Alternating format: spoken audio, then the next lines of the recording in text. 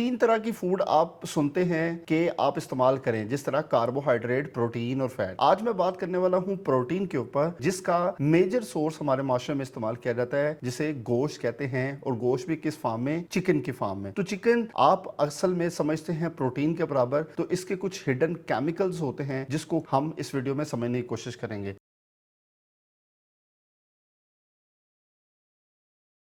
रोज खाने वाली चीज है, सेफ भी है या नहीं है, ये एक मसला है आपको समझने के लिए। आज की जो पोल्ट्री चल रही है वो फास्ट ग्रोथ सिस्टम से चल रही है। ज्यादा वजन करना, थोड़े टाइम के अंदर केमिकल्स के साथ और दवाइयों के साथ इस्तेमाल करना, ये सबसे बड़ा इशू है आज के दौर में। इसके कुछ हिडन रिस्क हैं जो मैं आपको बताता हूं कि मुर्गी आप सारे इस्तेमाल करते हैं, हम भी करते हैं, आप भी करते हैं, लेकिन कुछ फैक्ट हैं जो माशरे में फैले हुए हैं, उसके ऊपर बात करते हैं ना, कुछ चीजें क्लियर हो सके और आप इसको किस तरह कंसिडर करते हैं वो कमेंट के अंदर लाजमी बताइएगा। सबसे पहले आप एंटीबायोटिक के रेजिड्यू के बारे में समझिए। जिस तरह मुर्गी को ग्रोथ करवा रहे होते हैं सिस्टमेटिकली, इसके अंदर कुछ एंटीबायोटिक का वक्त के साथ साथ इस्तेमाल होता है ताकि कुछ बीमारियों को कंट्रोल किया जा सके। मीट में रेजिड्यू रह जाते हैं और इससे क्या होता है, बॉडी के अंदर, ह्यूमन बॉडी के अंदर एंटीबायोटिक रेजिस्टेंस के चांसेस होते हैं। चांस की बात कर रहा हूं, जरूरी नहीं है। इससे क्या होता है, फ्यूचर में जो इन्फेक्शन होने होते हैं उसके अंदर दवाइयां कम काम करती हैं। दूसरा जो बड़ा मसला है वो ये है, केमिकल फीड जो कराते हैं मुर्गियों को, उसके कुछ जरात उनकी बॉडी में रह जाते हैं जो कि मुर्गी से ह्यूमन की बॉडी में शिफ्ट होते हैं। फीड में पेस्टिसाइड्स का इस्तेमाल होता है और उसके साथ आर्सेनिक कंपाउंड होते हैं कुछ जो कि इस्तेमाल किए जाते हैं। ये बॉडी में जाकर जिगर और मेटाबॉलिज्म के इफेक्ट को लॉन्ग टर्म टॉक्सिसिटी रिस्क की तरफ ले जाते हैं। और फिर अगला आता है हार्मोन की तरह के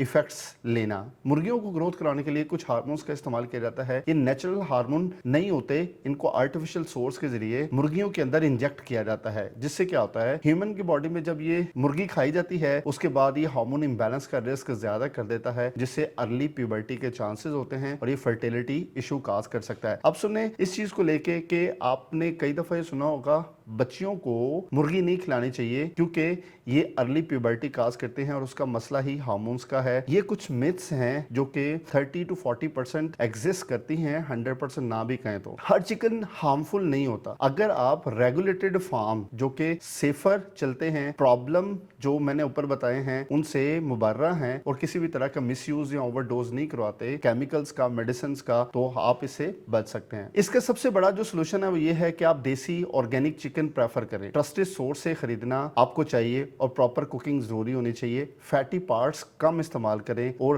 रोजाना खाने से भी अवॉइड करें। चिकन प्रॉब्लम नहीं है, अवेयरनेस की कमी प्रॉब्लम है। जो रोज खा रहे हैं उसका सोर्स जरूर चेक करो। हेल्दी रहना है तो स्मार्ट चॉइस की तरफ जाओ। तो आपने ये सारे इस वीडियो में समझा कि जरूरी नहीं है कि ये सारी चीजें आपको हो, लेकिन अगर आप अच्छा सोर्स तलाश करते हो, हेल्दी की तरफ जाते हो, ऑर्गेनिक की तरफ जाते हो, तो इन सारे मसले मसाइल से आप दो चार होने से बच जाएंगे। अगर कोई इस्तेमाल कर रहा है वो कर सकता है, लेकिन अपनी सोर्सेज को बदलने की जरूरत है। शुक्रिया, अल्लाह हाफिज।